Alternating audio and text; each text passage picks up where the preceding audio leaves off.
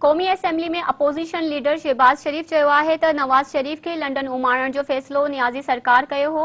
नवाज़ शरीफ़ जी ज़िंदगी ते सियासत बहसी ऐं गैर इंसानी रवैयो आहे। बरतानवी इख्तियारनि पारां मियां नवाज़ शरीफ़ जी वीज़ा जे मद में वाध न करण वारे फ़ैसिले बाद हुकूमती नुमाइंदनि जी तनक़ीद ते रद्द अमल ज़ाहिर कंदे हुन चयो त नवाज़ शरीफ़ जी ज़िंदगी ते सियासत गैर इंसानी रवैयो आहे।